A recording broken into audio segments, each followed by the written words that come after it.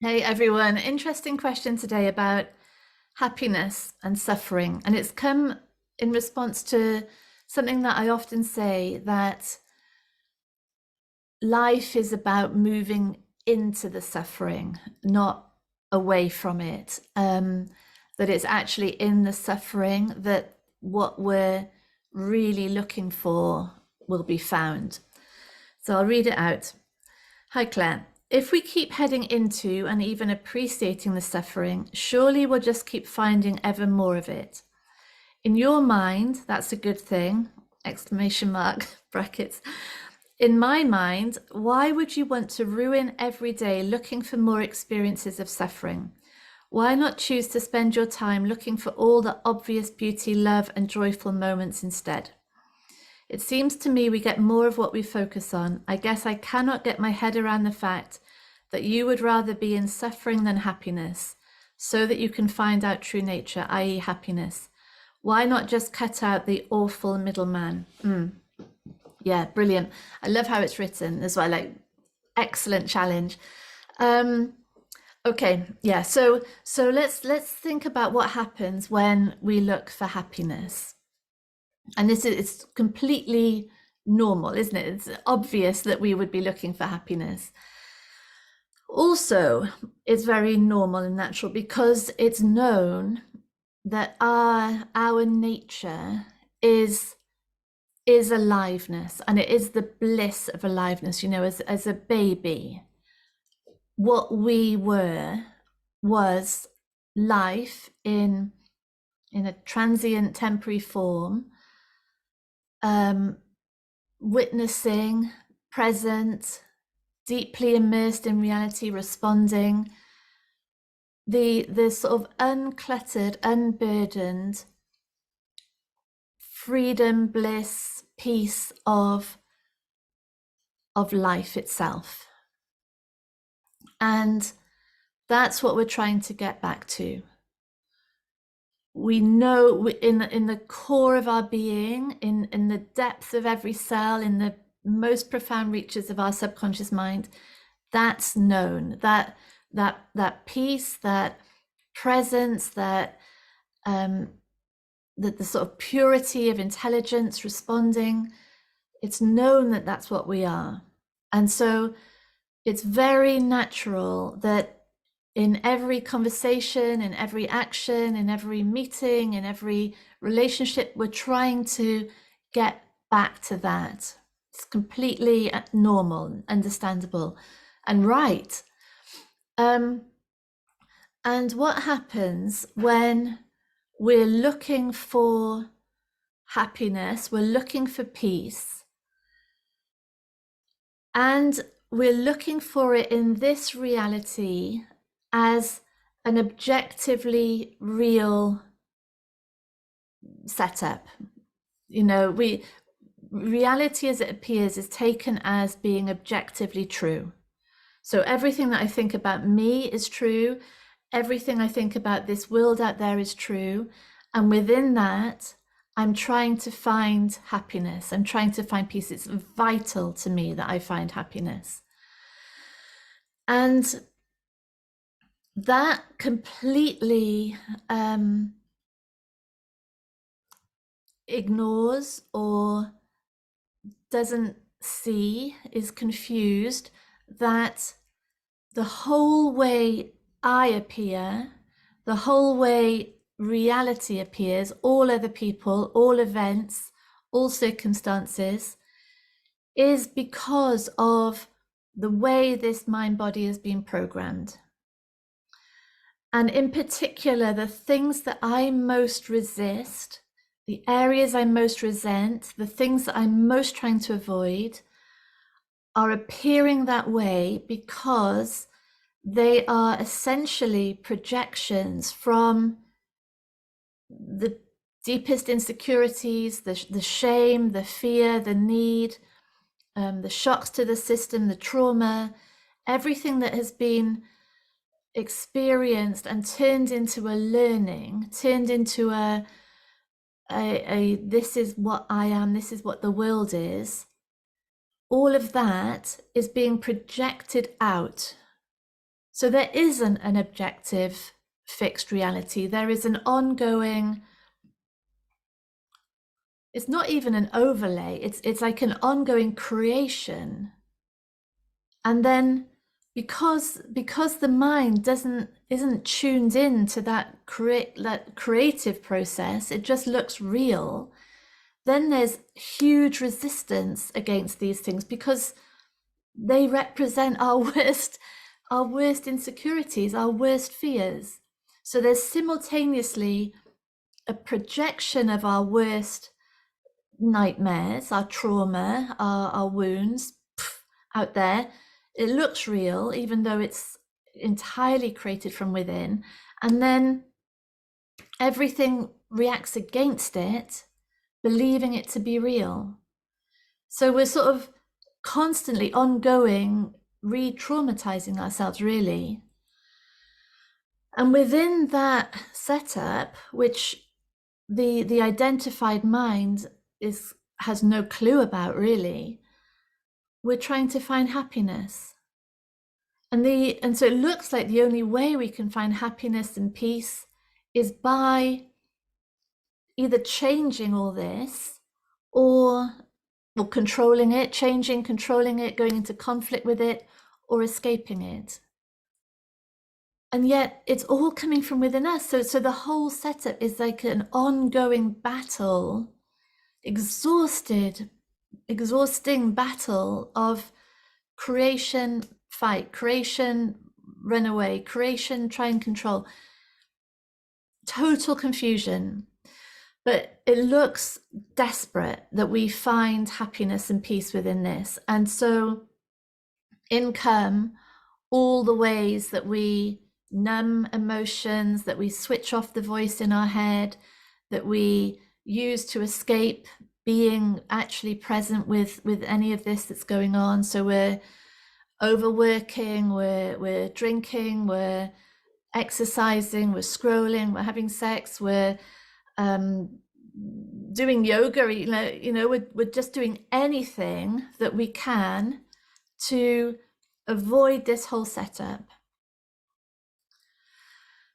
And when we do momentarily get a moment of happiness, a moment of relief, that is not going to last, is it? We're like clinging on to that happiness, knowing that at any minute it can just go.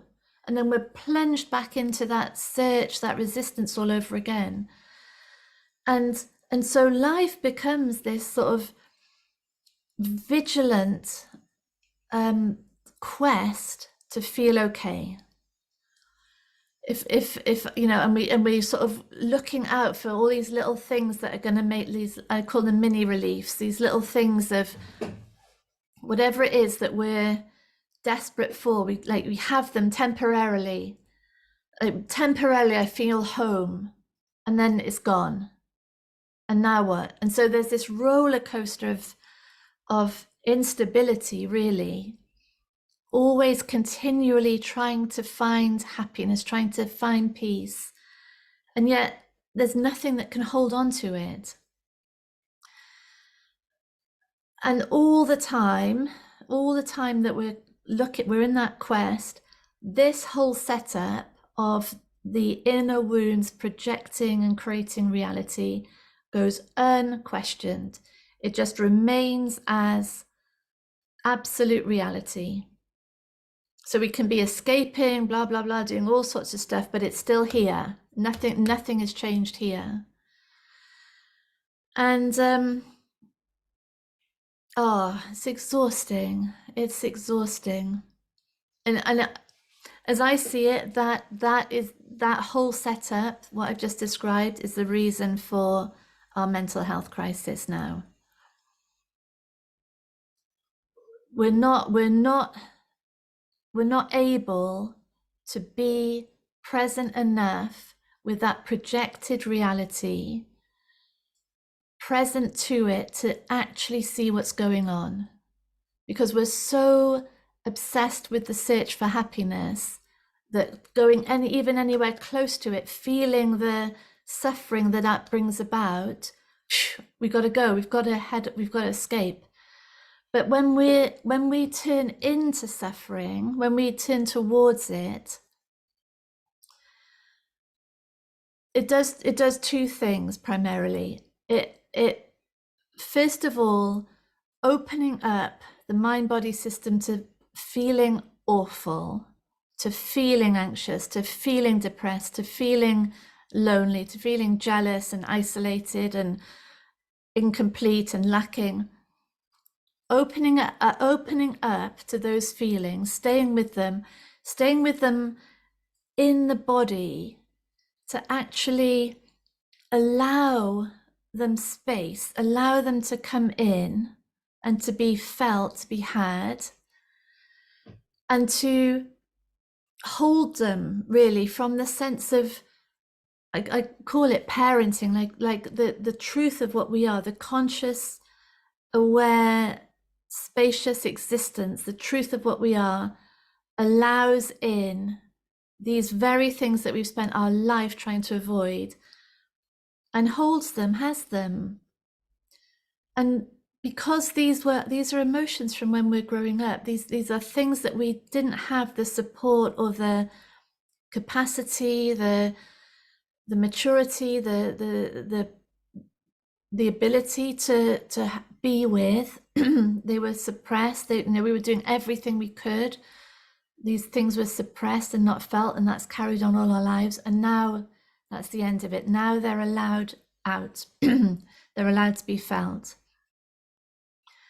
And these are all the opposite of happiness. These are all the things we've been trying to avoid, but now we have them. We feel them in their cells.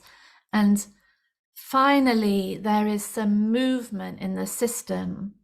There is bubbling up and there's processing that's possible. There's recognition and integration and talking and listening into our deepest truths, and therapy if necessary, of course, or writing or body work. It's all happening here. It's all available because we maybe heard a video once that said tune into suffering. So that's the first stage. There is actual healing being made possible now. Okay, enormous. And when we are trying to avoid suffering, which we're all trying to do, that's just not possible. We're taking stuff, we're taking drugs, we're taking substances, we're doing stuff to avoid that. But now we're in it, we're here having it. And the second thing is that turning towards the suffering, so turning towards these experiences that are our absolute nemesis, the worst things that we can ever imagine, feeling what is there to be felt in the body, we turn in towards these people, these events, these circumstances, as presence, as openness, as curiosity, and we actually see what's real. Because as presence, there's now a reality of that person or that event. Instead of the projected nightmare, the projected horror of our greatest trauma being put out there in the world, now there's just this, like, really with this question, what is real here? What is true? Who is this person? And that now is a profound shift from living it, creating, resisting, and living against really a projection from within, to simply hanging out, listening, open, curious, to see what's true. And it is never what was projected, ever. It's never that.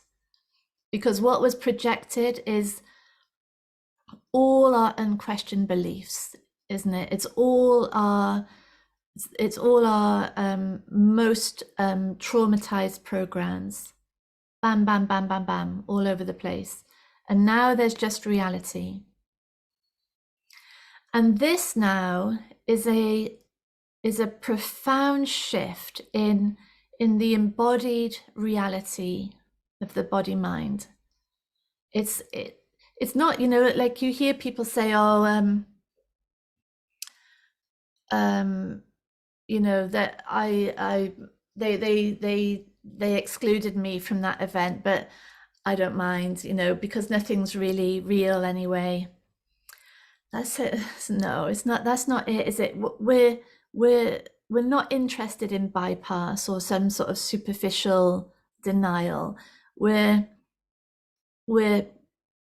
profoundly interested in that shift that goes through every cell, the deepest subconscious mind, a shift from believed projected reality to actual reality. And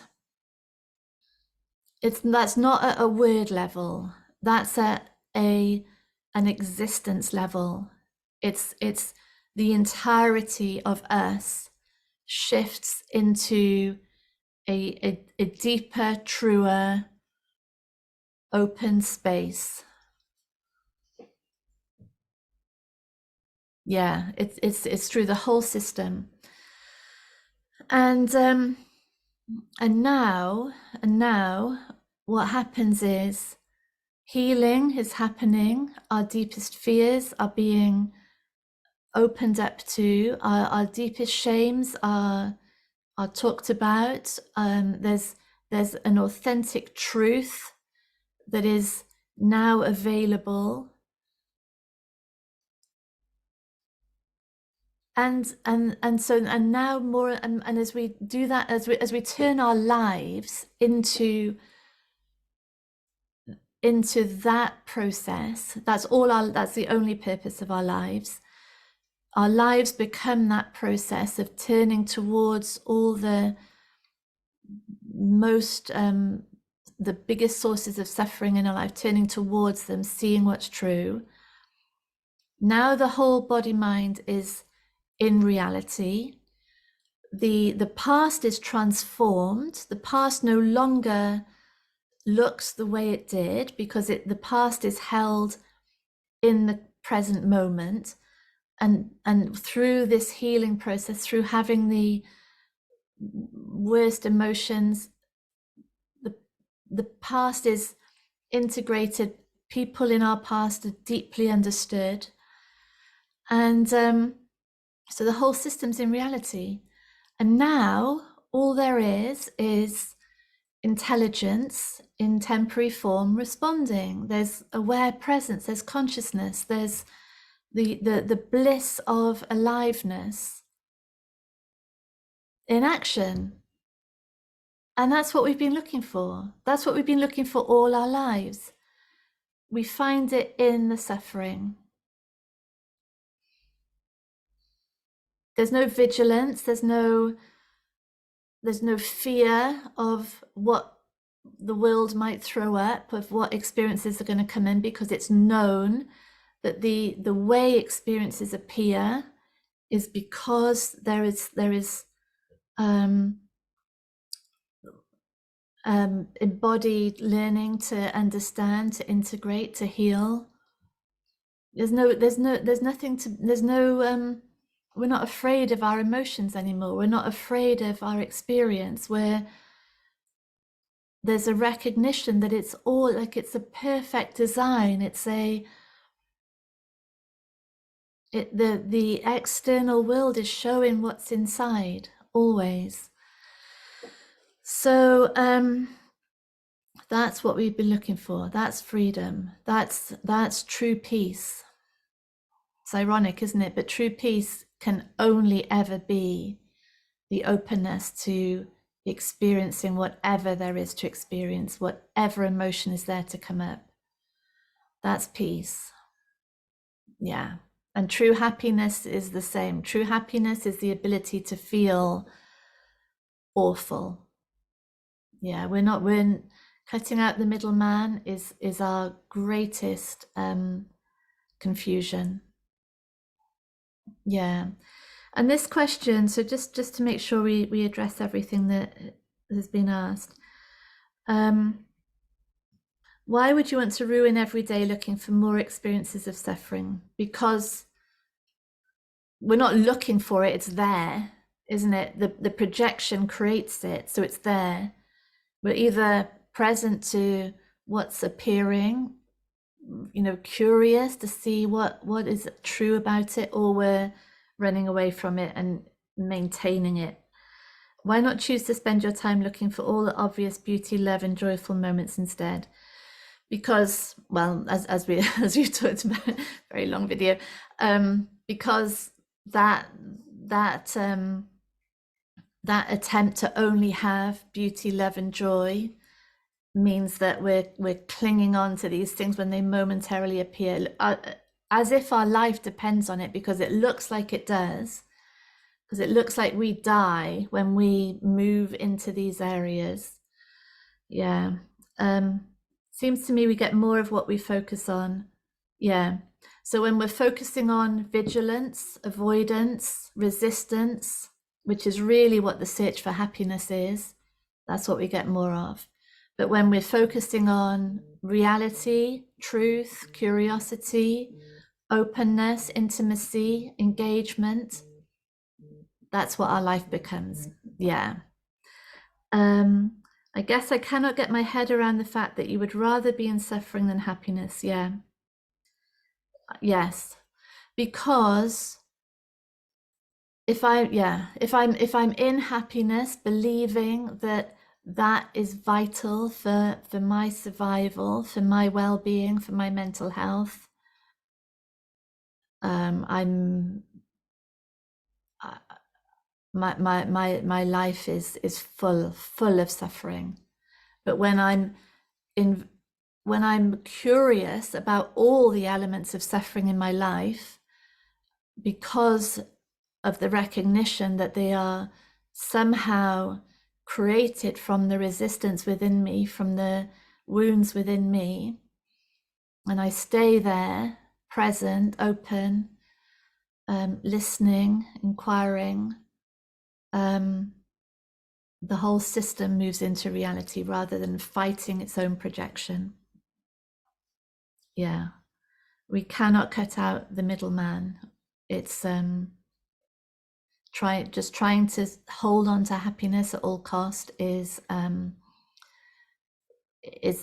problem with our mental health at the moment.